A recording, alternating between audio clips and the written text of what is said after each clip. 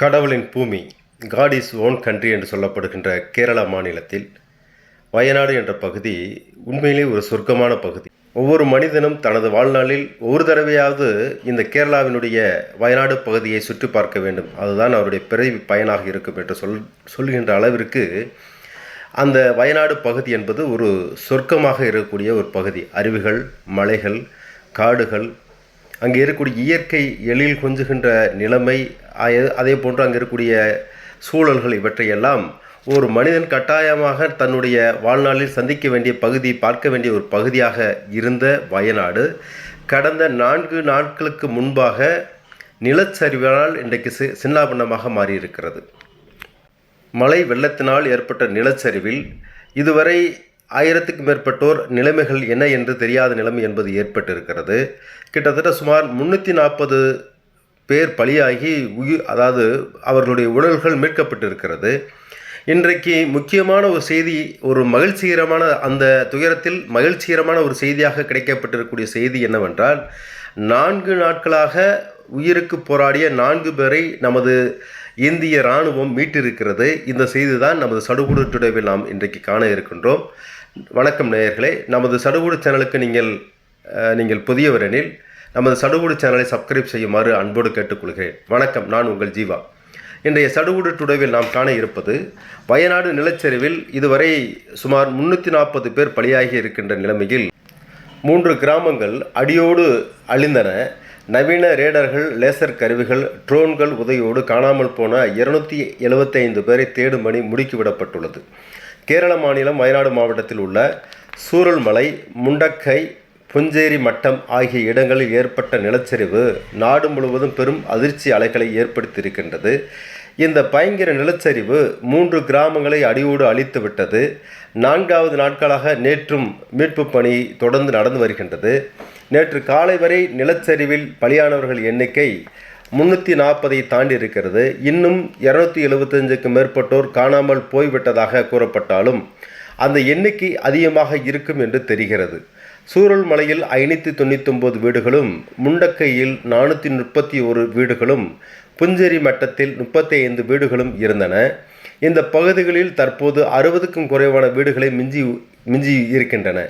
நிலச்சரிவு ஏற்படும் என்று பயத்தில் அருகில் உள்ள பகுதிகளை சேர்ந்த மேலும் பலர் இந்த வீடுகளில் தஞ்சம் புகுந்தனர். பெரும்பாலான வீடுகளில் அந்த வீட்டினரை தவிர மேலும் பலர் இங்கே இருந்துள்ளனர். இவர்களில் பெரும்பாலானோர் நிலச்சரிவில் அடித்து செல்லப்பட்டு உள்ளனர். எனவே பலியானவர்கள் எண்ணிக்கை மேலும் பல மடங்கு இருக்கும் என்று அஞ்சப்படுகிறது. காணாமல் போனவர்கள் குறித்து இதுவரை அதிகாரப்பூர்வமான எந்த தகவலும் வெளியாகவில்லை. சூரல்மலை பகுதியில் மீட்பு பணிகள் அனைத்தும் ஏற்கனவே முடிந்துவிட்டன. முண்டக்கைக்கு செல்வதற்கு இராணுவம் இன்றைக்கு இரும்பு பாலம் அமைத்து விட்டதால் நேற்று காலை முதல் இங்கு மீட்பு பணி விரைந்து நடைபெற்று வருகிறது. பல அடி ஆழத்தில் குவிந்து கிடக்கும் சகதியை தோண்டியும், இடிந்து கிடக்கும் வீடுகள், கட்டிடங்களுக்கும் உள்ளும் நவீன உபகரணங்களை பயன்படுத்தி தேடுதல் வேட்டை நடைபெற்று வருகிறது. இந்த பகுதியில் யாரும் உயிரோடு இல்லை என்று ஏற்கனவே இராணுவம் தெரிவித்துள்ளது. ஆனாலும் யாராவது உயிருடன் இருக்க மாட்டார்களா என்ற நம்பிக்கையுடன் தேடுதல் வேட்டையிலும் மீட்பு படையினர் ஈடுபட்டு வருகின்றனர். இதனிடையே சாலியார் ஆற்று பகுதியில் தொடர்ந்து மழை பெய்து வருகிறது. ஆகவே இந்த பகுதியில் மீட்பு பணியில் பெரும் சிரமம் ஏற்பட்டுள்ளது. இதனால் ட்ரோன் மூலமாக, ஹெலிகாப்டர்கள் மூலமாக உடல்களை கண்டுபிடிக்க முயற்சிகள் மேற்கொள்ளப்பட்டிருக்கிறது. இதற்காக 4 ட்ரோன்கள் வரவழைக்கப்பட்டு நேற்று காலை முதல் ட்ரோன்களை பயன்படுத்தி உடல்களை தேடும் பணி நடைபெற்று வருகிறது. மேலும் மண்ணில் புதையுண்டு இருக்கும் மனிதர்கள், கால்நடைகள் கண்டறியும் திறனை கொண்ட நவீன ரேடார், லேசர் கவரிகளை பயன்படுத்தி தீவிர தேடுதல் வேட்டையை மீட்புக் குழுவினர் ஈடுபட்டுள்ளனர். நிலச்சரிவால் பாதிக்கப்பட்ட வெள்ளார் மலை பகுதிக்கு அருகே உள்ள படவெட்டிக்குன்னு என்னும் இடத்தில் நேற்று காலை முதல் இராணுவத்தினர் உடல்களை தேடும் பணியில் ஈடுபட்டிருந்தனர். அப்போது அங்குள்ள ஒரு வீட்டில் ஆட்கள் இருக்கலாம் என்ற அந்த பகுதியைச் சேர்ந்த ஒருவர் இராணுவத்தினரிடம் கூறினார். உடனடியாக இராணுவத்தினர் இடிந்து கிடந்த அந்த வீட்டுக்குள் நுழைந்து தேடினர். அப்போது ஒரு அறையில் 2 பெண்கள் உள்பட 4 பேர் பரிதவித்தபடி இருந்தனர். உடனே அவர்களை பத்திரமாக மீட்ட இராணுவ வீரர்கள் தாங்கள் கொண்டு வந்திருந்த குடிநீர், உணவை அவர்களுக்கு கொடுத்தனர். விசாரணையில் அவர்களின் பெயர் ஜோனி, ஆப்ரஹாம், ஜோமோல் மற்றும் கிறிஸ்டி என்பது தெரிய வந்துள்ளது. கடந்த 4 நாட்களாக உணவு தண்ணீர் இல்லாமல் தவித்த தங்களை உயிரோடு மீட்டு வருவோம் என்று கனவில் கூட நினைத்து பார்க்கவில்லை என்று அவர்கள் கூறினர். நிலச்சரிவு ஏற்பட்டு 4 நாளுக்கு பின்னர் ஒரே குடும்பத்தைச் சேர்ந்த 4 பேர் மீட்கப்பட்டது ஒரு அதிசய நிகழ்வாக பார்க்கப்படுகிறது. அவர்களை மீட்ட இந்திய இராணுவத்திற்கு அனைவரும் பாராட்டு தெரிவித்து வருகின்றனர். இந்நிலையில் இந்திய இராணுவத்தால் கட்டப்பட்ட தற்காலிக பாலம் பெய்லி பாலம் கட்டுவதற்கு முக்கிய பங்காற்றிய பெண் மேஜரை பற்றி இன்றைக்கு உலகம் முழுவதும் பேசப்பட்டு கொண்டிருக்கிறது. வயநாட்டில் நிலச்சரிவால் மண்ணில் புதைந்த முண்டக்கை மற்றும் சூரல்மலை பகுதியில் பேரிடர் மீட்பு படை இராணுவத்தினர் சவாலான மீட்பு பணிகளில் ஈடுபட்டு வருகின்றனர். சூரல்மலைக்கும் முண்டக்கை பகுதிக்கும் செல்லும் வழியில் சாலையாற்றின் மீது அமைக்கப்பட்டு இருந்த பாலம் காட்டாற்று வெள்ளத்தில் அடித்து செல்லப்பட்டதால் அங்கு சிக்கியவர்களை மீட்கும் பணியில் தொய்வு ஏற்பட்டது. மீட்பு பணி மேற்கொள்வதற்கு ஜிப்லைனை பயன்படுத்தி செல்ல வேண்டும் அல்லது ஹெலிகாப்டர் மூலம் செல்ல வேண்டிய நிலைமை என்பது உருவானது.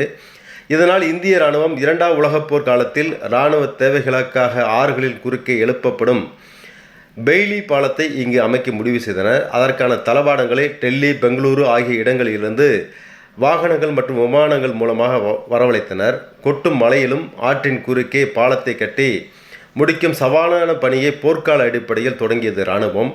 பெங்களூரில் உள்ள மெட்ராஸ் என்ஜினியரிங் குரூப்பை சேர்ந்த இராணுவ பொறியியல் வல்லுநர்கள் மற்றும் வீரர்கள் என 200 பேர் ஒரே ஒரு பெண் அதிகாரியான மேஜர் சீதா செல்கே தலைமையில் தற்காலிக பாலம் அமைக்கும் சவாலான பணியை இரவு பகலாக அர்ப்பணிப்புடன் ஈடுபட்டு கிட்டத்தட்ட 90 டன் 90,000 கிளை எடைகளை தாங்கக்கூடிய கிட்டத்தட்ட பிரம்மாண்டமான பாலத்தை 190 அடி நீளத்தில் 24 டன் கிலோ எடையில் கிட்டத்தட்ட ஒரு 31 மணி நேரத்திற்குள் மேலாக போராடி அமைத்தனர். இந்த இரும்பு பாலம் மூலம் சூரல்மலை முண்டக்கை இடையிலான போக்குவரத்து மிகவும் உதவியது.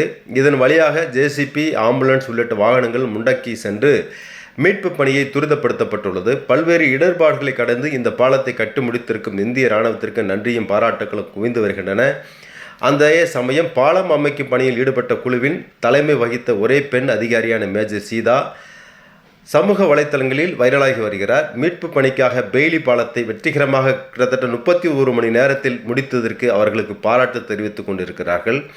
இந்த பாலத்தை கடந்துதான் இன்றைக்கு இராணுவத்தினர் அந்த உயிருக்கு போராடிய 4 நபர்களை 4 நாள்களாக உயிருக்கு போராடிய 4 நபர்களை இன்றைக்கு காப்பாற்றிருக்கிறார்கள் என்றால் இந்த பெய்லி பாலம் கட்டப்பட்டதனால் இன்றைக்கு அவர்கள் உயிருடன் மீட்கப்பட்டிருக்கிறார்கள் என்ற செய்தியும் இன்றைக்கு இதில் முக்கியமான பங்காற்றிருக்கிறது.